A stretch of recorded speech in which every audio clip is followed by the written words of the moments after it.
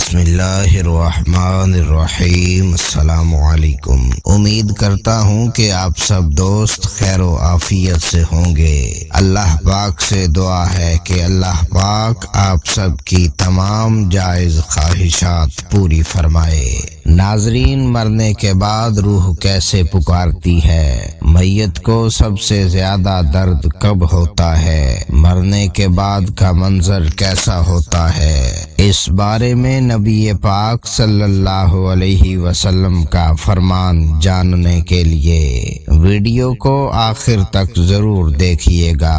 حضرت زیاد سے روایت ہے کہ نبی کریم صلی اللہ علیہ وسلم نے فرمایا کہ میت پر سب سے زیادہ سخت حالت اس وقت ہوتی ہے جب غسل دینے والا اس کو نہلانے کے لیے آتا ہے، اس کی انگلی سے انگوٹھی اتارتا ہے، جسم سے لباس اتارتا ہے، سر سے امامہ جدا کرتا ہے، اس کی روح بے چین ہو کر فریاد کرتی ہے، جس کی آواز جن و انس کے سوا سب سنتے ہیں، اور کہتی ہے اے نہلانے والے، تجھ کو خدا کی قسم میرے کپڑے بہت نرمی سے اتارو، کیونکہ ملک الموت کے پنجے کی تکلیف سے مجھے پوری طور پر ابھی آرام نہیں ملا۔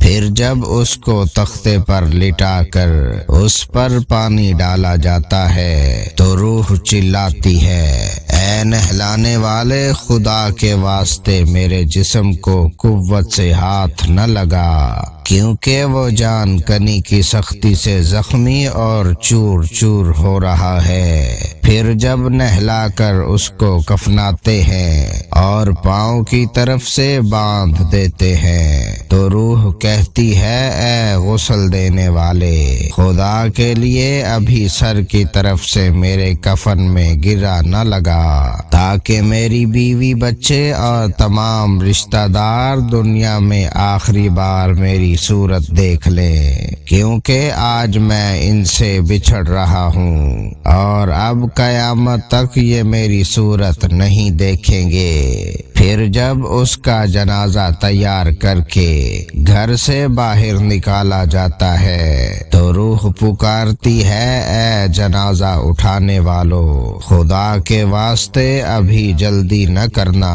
تاکہ میں اپنے بال بچوں اور عزیز و اقارب سے رخصت ہو لوں۔ اے جنازہ اٹھانے والو، میں اپنی اولاد کو آج یتیم اور بیوی کو بیوہ چھوڑے جاتا ہوں، خدا کے لیے میرے بعد ان کو تکلیف نہ دینا، میں اپنا گھر اور مال و اسباب دوسروں کے لیے چھوڑے جاتا ہوں، اب یہاں کبھی واپس نہ آؤں گا اور قیامت تک کسی کی صورت نہ دیکھوں گا۔ پھر جب جنازہ اٹھا کر چلتے ہیں تو میت کہتی ہے اے میرے بھائیو، میں نے آج تک جو کچھ مال و اسباب جمع کیا تھا وہ صرف وارثوں کے لیے تھا، آج ان میں سے کوئی میرے گناہوں کا ذرا سا بھی بوجھ نہیں اٹھا سکتا، ہر چیز کا حساب مجھ سے لیا جائے گا اور میرے وارث کھائیں گے اور اڑائیں گے۔ پھر جب نماز جنازہ کے بعد دفن سے پہلے کچھ لوگ اپنے اپنے گھر جانے لگتے ہیں تو میت کہتی ہے اے میرے بھائیو، خدا کے واسطے ابھی سے ایسا ظلم نہ کرو، مرنے والا تم سے مانوس تھا اور تم دفن سے پہلے لوٹے جاتے ہو۔ پھر جب اسے قبر میں اتارتے ہیں تو میت کہتی ہے اے میرے وارثو اور ترکہ پانے والو، میں نے جو کچھ مال جمع کیا تھا وہ سب تمہارے لیے چھوڑا، خدا کے لیے تم مجھے دعائے خیر سے بھلا نہ دینا۔ بزرگوں کا قول ہے کہ آخرت کی منزلوں میں سے قبر پہلی منزل ہے۔ اگر اس منزل میں نجات پائی تو اس کے بعد کی منزلیں بہت آسان ہیں، اور اگر یہاں عذاب میں مبتلا ہوا تو آگے چل کر اس سے زیادہ سختی ہوگی۔ حدیث شریف میں آتا ہے کہ مردہ قبر میں ایسا ہے جیسے کوئی شخص پانی میں ڈوب رہا ہو اور مدد کے لیے فریاد کرتا ہو۔ مردہ ہر وقت اپنے ماں باپ، بھائی بہن، اولاد اور دوست وغیرہ اپنے سے دعائے خیر اور فاتحہ کا منتظر رہتا ہے۔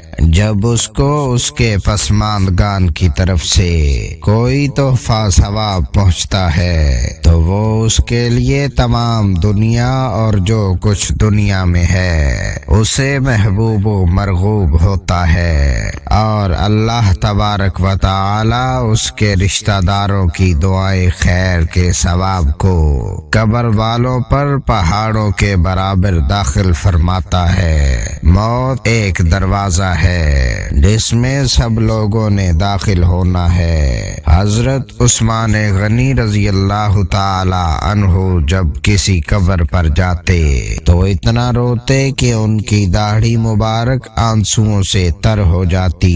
آپ سے پوچھا گیا، آپ جنت و جہنم کا تذکرہ کرتے ہوئے اتنا نہیں روتے مگر قبر دیکھ کر روتے ہیں؟ کہنے لگے، رسول اللہ صلی اللہ علیہ وسلم نے فرمایا کہ قبر آخرت کی پہلی منزل ہے، لہذا اگر مرنے والا اس سے نجات پائے تو بعد کی منازل اس کے لیے کہیں زیادہ آسان ہیں، اور اگر اس کی تکلیف سے نجات نہ پائے تو بعد کے مراحل اس سے بہت زیادہ سخت ہیں۔ اور فرمایا کہ رسول اللہ صلی اللہ علیہ وسلم کا ارشاد ہے، میں نے کبھی کوئی منظر نہیں دیکھا مگر قبر اس سے زیادہ سخت ہے۔ کیا ہمارے لیے ان قبروں میں عبرت نہیں ہے؟